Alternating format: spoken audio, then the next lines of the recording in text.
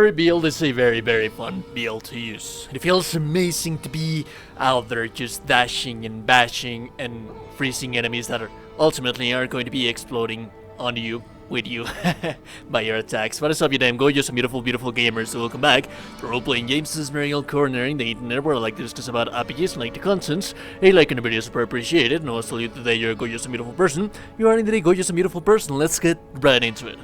So this is going to be a leveling build, that is why you see me on World Tier 2. I haven't really tried this build on endgame scenarios because I lack the equipment to be trying this build on endgame scenarios. I do not have the sacred and legendary weapons to be running endgame dungeons right now, but this should be a proper showcase of how your character is going to be looking like while leveling up your character, and then maybe I'll try to get some gear. I'll try to gear up this guy to showcase it properly on how would it behave on endgame, but I'm pretty sure that it's going to do fairly well once you manage to get those Paragon skill points allocated, and once you manage to do all that crazy stuff that is required to enter endgame, like weapons and aspects and legendary stuff and whatnot. But so far, let me tell you, this is amazing. One of the greatest aspects about this thing is that it has excellent AoE damage potential, it has excellent mobility on the battlefield, as you can see, and it's also very safe to play with this build because we are using frozen imbuements, and since we are using frozen imbuements, most of the cases whenever we get the chance to, if we feel, I would advise for you to use this on tricky situations when you feel that you are just being too harassed. Freeze everything around you, and that is going to be more than enough for you to have a breather and to move around, heal, reposition, and attack that one enemy that is giving you issues. That being said, we do have lots of mobility and lots of things that make this build a very survivable build. So that being said, let's just get right into it. Let's go first through the skills, then we're going to go to the legendary aspects recommended for this build, and then we're going to be speaking about the rotations and what this build is going to do for you. So the very first thing that we are going to be mostly using, it's going to be puncture. But puncture, we're going to be using it with fundamental puncture, which is going to make our enemy vulnerable.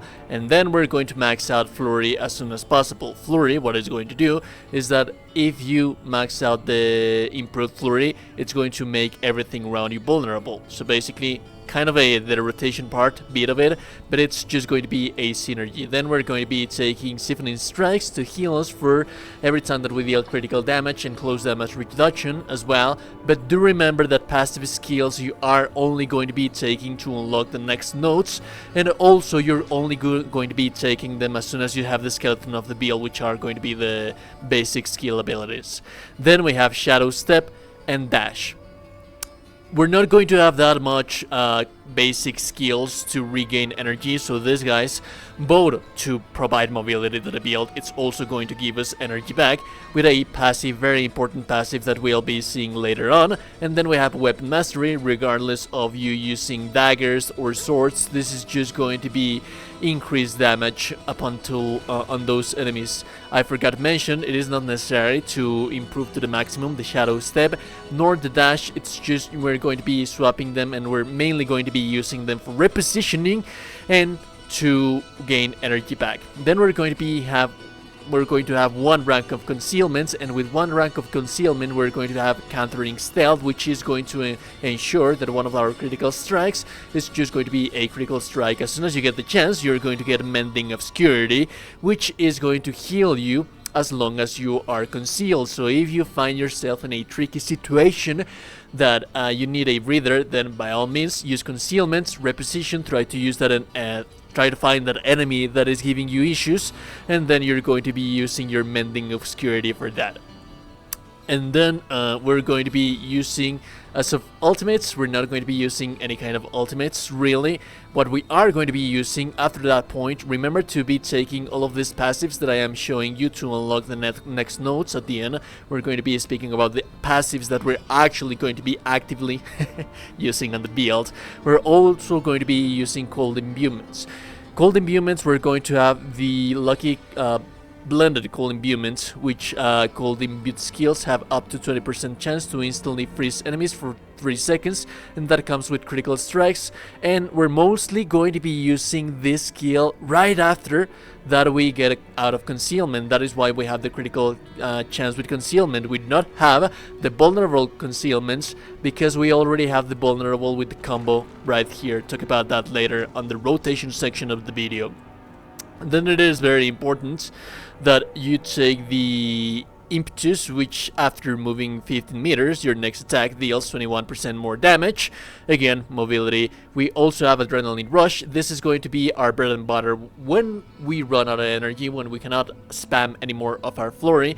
We're going to be using this little bad boy to gain that little something that is going to allow us to keep assaulting the enemies and basically granting us the ability to never ever have to rely on losing our energy back again. Then we have momentum, which this is going to grants us a stack of momentum with cutthroat skills, and then again we use our cutthroat skills most for the 100% of the time of this build. Well, 90% we're only going to be using puncture to cause that vulnerable and then spread that vulnerable to the enemies. But also if you hit a frozen enemy, it's going to grant that momentum, which is going to be increased damage reduction, increased energy regeneration, and movement speeds. So yeah, this is basically a must. Then again, the passive skills, you're going to be taking these 3 as soon as you finish up with your skills. You're also going to be using Innervation, up to a 30% chance to gain for 8 energy. Again, very important that we are gaining our energy back. Then we have our Malice. You deal 9% increased damage to vulnerable enemies. Exploit, you deal 18% increased damage to healthy and injured enemy. Remember that 100% of the time we have all of our enemies are always going to be vulnerable, so we get 9% extra damage for vulnerable enemies right there. For specializations, we're going to be using Inner Sights. We do not use basic attacks, so we do not use combo points. We do not have ultimate skills, so we're not going to be using preparation. And basically, inner sight, you're going to be using your dashes as well to find that enemy that has the inner sight, reposition yourself, try to look for it, and that is how we're going to be maintaining mainly our stuff, our things, our energy. Yeah, let's talk about the legendary aspects. Little bit of a quick reminder, every time that I show you a legendary aspect, you can go directly look for it if you place a pin on the map, and then you open the map, and it's just going to lead you directly towards the legendary aspect that I am showing you. That being said, the legendary aspects that we're mostly going to be using on the defensive side, it's going to be the... let me see, aspect of the protector. This is an aspect that everyone should be using on their builds. Damaging elites grants you a barrier absorbing damage, and that is basically something that you should always be running with every single character that you use. It's useful for every single character. Now moving on to the legendary offensive aspects, this is something that you will always be using. This is a mandatory thing. This is one thing that you should be looking out as soon as you have the chance to. Flurry damages enemies in a circle around you and deals that percentage more increased damage. So yeah, this is something that you should always be using. Aspect of the Expectant. Attacking enemies with basic skill increase the damage of your next core skill cast by 5% up to 30%. And then again, we're not going to be using that much of our basic skills, but it is a little bit of an extra of our damage, so a little bit of more DPS. It's always welcome. What we are going to be using as a must, and this is something that you should always have in one of your rings, is going to be the Ravenous aspect. Killing vulnerable enemies grants you 15% increased regeneration for 4 seconds. Remember, your enemies are always vulnerable, and then again, we're thriving as much as possible to get that resource regeneration, that energy regeneration.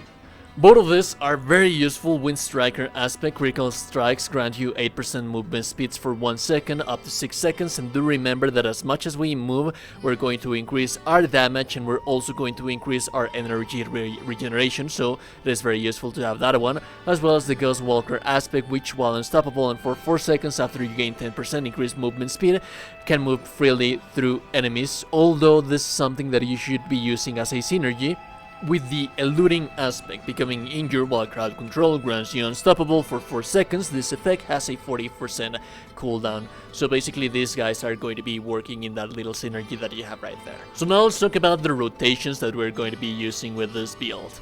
Mainly your bread and butter, what you always want to be using is your puncture. Once you puncture an enemy, you're immediately going to cast flurries as much as you can, as much as your energy allows it. Once you run out of your flurry energy, you are going to be dashing, you are going to be moving towards that enemy that is giving you issues, that it's giving you trouble. Also be sure to be moving and dashing towards the enemy that has the inner sights thing. That way you will be able to get that much more of your energy, and while you're doing so, your energy should be back on its feet. Then again, one puncture more, and then you rinse and repeat this process. Now, as your cooldowns allow you, when you feel like you're going to be using concealments, whenever you feel like you have the need to, once you're being just too pressured, once your enemies are just on top of you, that is when you're going to be using that thing. And it's also going to allow you to precisely deal critical damage as soon as you get the chance. So the next rotation that you're going to do, that is going to be your basic rotation. The next rotation that you're going to have is going to be frozen imbuements, and then concealments, and then flurry, which means that as soon as you get out of there, you're going to be dealing critical frozen damage, freezing everything around you. Then again, this is something that you should be using every time that you get the chance. It has a very nice not nice, it has a very restricted cooldown, so you should use it wisely, especially once you fight those enemies that are very annoying, the ones that are that much more durable. That's when you want to be using this thing. Although, do be aware that for that to work as intended, the right rotation should be puncture. Once you puncture, you make sure that your enemy is vulnerable, then you cast your frozen weapon, then concealment, and then flurry. And once you get out of that concealment, everything just, you're going to be thrilled to watch everything explode around you while you scream fatality. So that is just the core of the build. It is a very fun build. I think that it is an amazing build to be leveling up. I will be tweaking it. I will be trying to get more gear to try to showcase it on an endgame scenario with a proper thing, but I think that it's going to behave quite well. Anyways, if you like the content, like and is super appreciated. No, still you today, you're a gorgeous and beautiful person. You're in the gorgeous and beautiful version. Subscribe to the channel, and goodbye.